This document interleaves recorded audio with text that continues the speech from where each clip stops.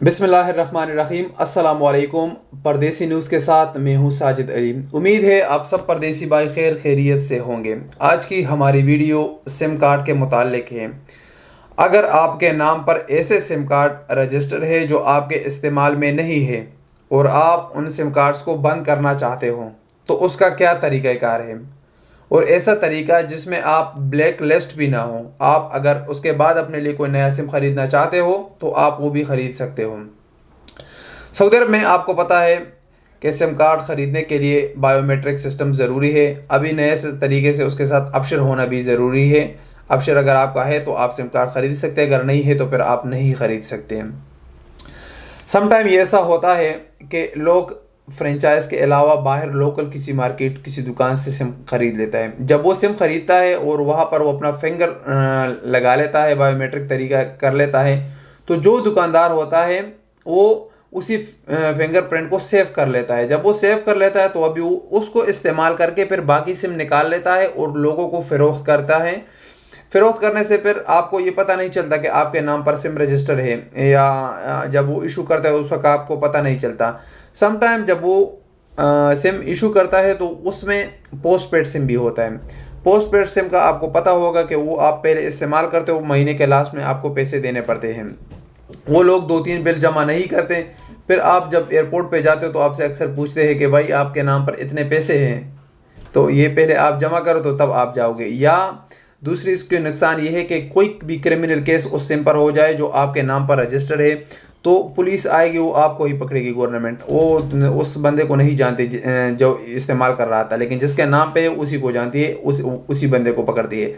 तो अब सवाल पैदा ये होता है कि आपको जब पता चल गया कि मेरे नाम पर इतने सिम रजिस्टर्ड है तो अब आप इससे कैसे छुटकारा हासिल करोगे और कैसे इससे जान छुड़ाओगे।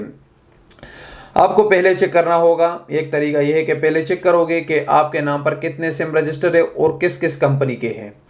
अच्छा, अगर ये नहीं कर सकते आप तो आपको फिर हर कंपनी के ऑफिस में जाना होगा, जैसे ज़ेन, STC, मोबाइली, इस तरह का वर्जन वगैरह ये जो है उनके ऑफिस में जाना होगा।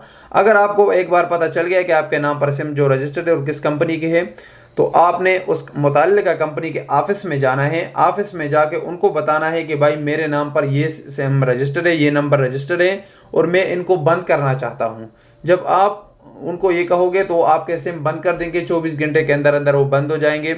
लेकिन इसमें आपको फ़ायदा ये है कि आप ब्लैक लिस्ट नहीं होंगे।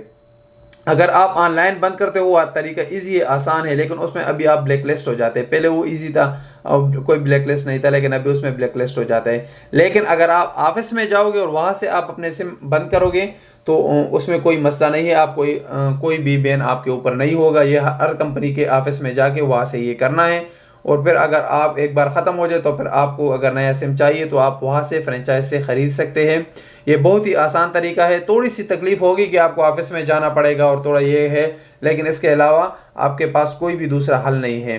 हालांकि इसमें मैंने कई केसेस ऐसे भी देखे हैं जो लोगों के सिम बंद हो जा कर लेते हैं एक बार और महीना 2 के बाद देखते हैं तो दोबारा उनके नाम पर सिम रजिस्टर्ड होते हैं। इसके मुतालिक मैंने फ्रेंचाइज वालों से भी पूछा था, उसने कहा कि हमारे पास कोई इसका हल नहीं है। इसके अलावा मैंने एक शुरते से भी इसके बारे में पूछा था, उसने कहा कि गवर्नमेंट का ने इसके लिए कवानीन ला रहे हैं। ये जो अपशर का सिस्टम है ये भी इसी वजह से लाया है और भी मज़ीद कोशिशें कर रही है गवर्नमेंट के इसके मुतालिक कोई अच्छी सी जो चीज़ है वो लेके आए, सलूशन इसका लेके आए ताकि इसकी रोकथाम हो सके। हुकूमत मेनली इस पर चापे भी मार रही जो लोग इस तरह के काम करते हैं कि जो गैर कानूनी तरीके से सिम लोगों पर फ़रोख्त करते हैं, उसके लिए भी रोकथाम कर रही है। लेकिन अभी तक ये जो हल है ये आपको मैंने बता दिया। उम्मीद है इससे आपको फ़ायदा होगा। अस्सलाम वालेकुम वरहमतुल्लाहि वबरकातुहू।